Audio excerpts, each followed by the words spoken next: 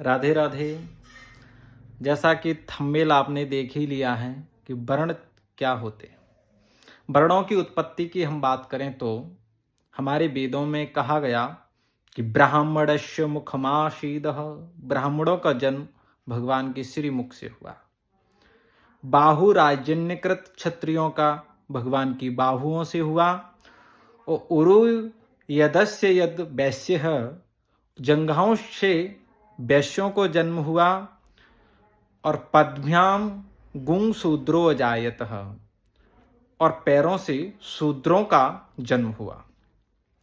लेकिन इसका मतलब ये नहीं है कि पैर नीचे हैं तो अछूत हो गए।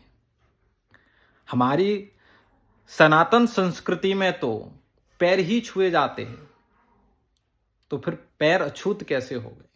जिस संस्कृति में पैर छू के ही जिसको सम्मान दिया जाता है, यदि हम सबसे ज्यादा किसी को सम्मान देना चाहें तो हम पैर छूकर ही तो किसी को सबसे अधिक सम्मान देते हैं। तो इसलिए शूद्र हमारे लिए छूत नहीं है। और आप देखोगे कि भगवान जब सृष्टि उत्पन्न हुई है तो भगवान उस अवस्था में लेटे हुए हैं। तो जिस स्थिति में भगवान का सिर है उसी स्थिति में भगवान के पैर हैं, ऊपर नीचे नहीं है महाराज। अरे जिसका घर तनख्वाह से चलता है,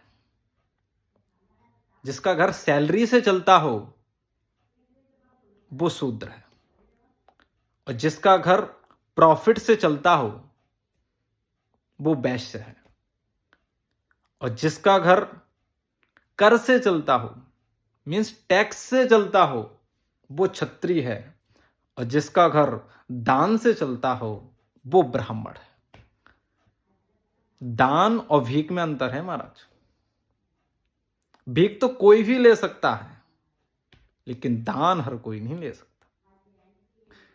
क्योंकि हमारे ब्रज में कहते हैं ना कि दान मान को टुकड़ा या कि नो अंगुल दांत, और भजन करो तो पछेगो और नहीं फाड़ेगो आत।